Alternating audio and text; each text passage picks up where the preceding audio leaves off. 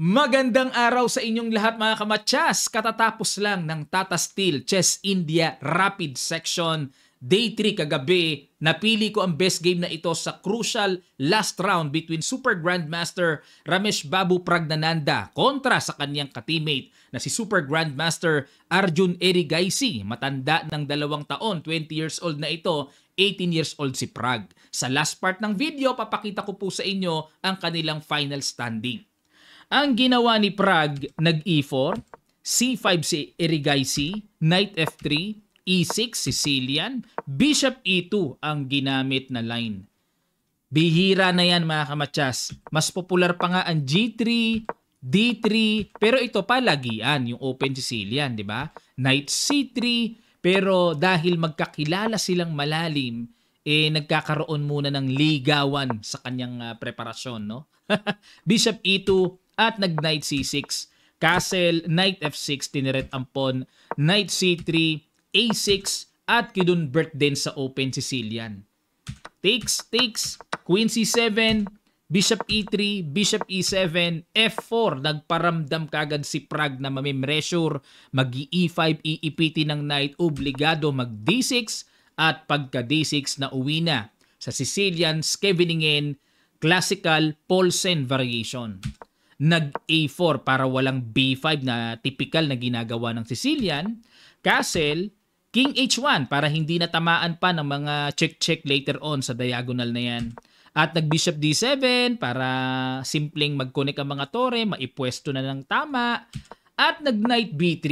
Ito pong Knight B3 para magpupush A5 at makontrol ng lubos ang B6 square. Pang-ipit yan sa black. Inunahan ni Erigaisi. Hindi niya pinapush. Nag-E5. Bookline pa ito ha. Halatang aral na aral pareho ito. Good move ang E5 at napilitang umatras Knight E8. Pero kailangan nating unawain ano ba ang mayroon sa E5 na yan. Pagpalagay ng capture-capturing yan, ano ba meron? May Bishop F4. Ayan. Threat sa Queen. At saan dadalhin ang Queen na makapagpapanatiling depensado ang Knight? At saan square yan ligtas? Only square sa F5. May Bishop D6. Discovered attack sa Queen. Malalagay sa malaking alanganin ng Bishop. Ano pipiliin? Queen o Bishop? Talo na rin ang Black dyan. Okay? Kaya hindi pwedeng makipagsabayan ng hataw-hataw capture. Napilitan si Erigaising umatras. At nag-Knight takes. Good move. Queen takes A5. Knight E4 pang D-inan sa D6. Di pa rin pwedeng kumapture, mabibitin ang bishop sa D7. Umatras ng queen para talagang suportado ang pawn sa D6. At nag-A5 na, ayan na, magbi-bishop B6 na. Bishop C6 ang ginawa, pang threat sa knight. Okay? Hindi pa rin pwedeng capturein ha. Pag nakipagsabayan ng ganyan, may queen takes D7. Pag nag-queen takes E4, queen takes E7. Pag nag-queen takes E3, may queen takes B7. Nakatreat ang tore tapos babagsak pa ang pawn sa A6. Lamang pa rin ang puti, slightly better. Okay, balik tayo. Kaya nag-bishop C6, threat muna sa knight. At nag-bishop B6 na, good move. Queen D7, bishop F3, dinipensahan ang knight. Bookline pa rin itong bishop F3 pero mas maganda raw ang line. Queen D4 according to Stockfish Computer Engine. Yan ang gusto niyang pangdepensa sa knight.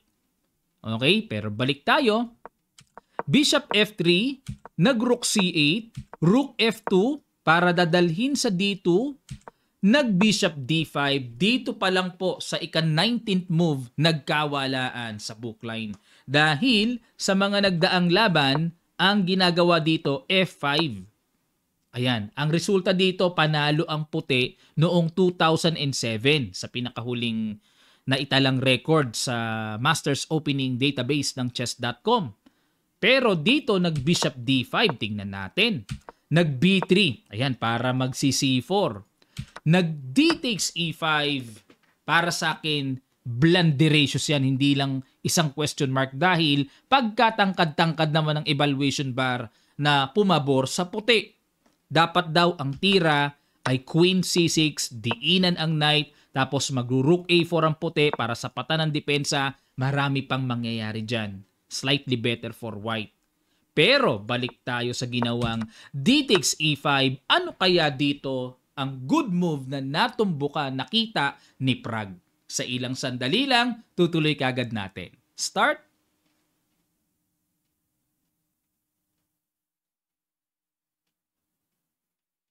Maraming salamat po sa inyong effort. Congrats sa mga nakakita. C4, good move. Hindi pala muna kakapturin ang pawn sa E5. Nag-F5 kumounter. Kasi kung simpleng aatras lang ang bishop sa C6, magro-rook D2. Sasalubungin ng queen, saan pupunta ang queen? Masakit na naman, walang pupuntahan. Obligadong iharang ang knight, pero mag-F takes E5, solid, bagsak ang knight. One piece down, maliwanag. Okay? One piece down ng black. Kaya dito nag-F5, kumounter, C takes D5, F takes E4. Yun nga lang, kwentado ni Prag kaya niya ginawa yung C4 dahil nakita niya ang bishop G4, napakagandang tira to attack the E6. Nag-knight C7 pang depensa, pero syempre kailangan capturein ang knight na yan.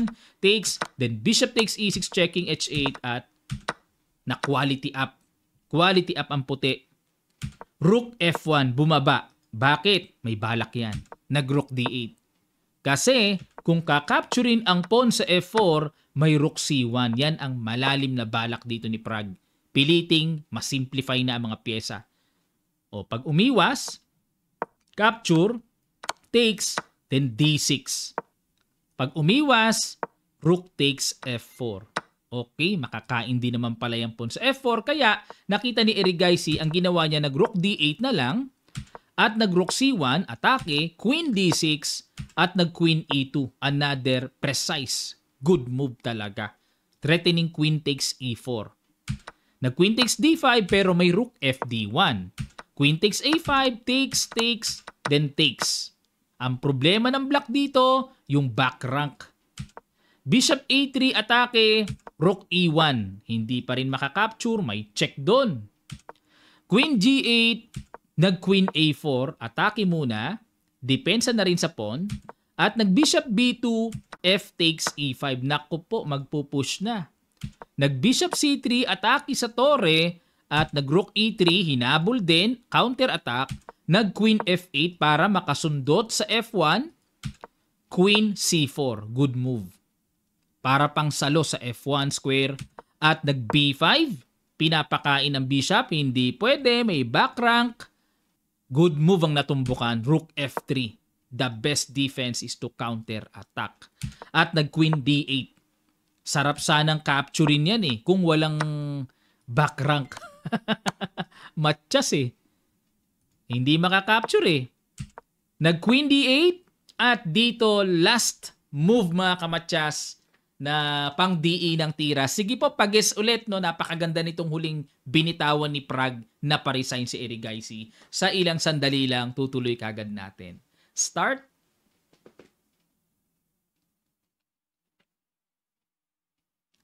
Maraming salamat. Congrats sa mga nakakita. Simple lang. Good move. Number 1 move kay Stockfish. Queen D3. Resign si Erigaisi.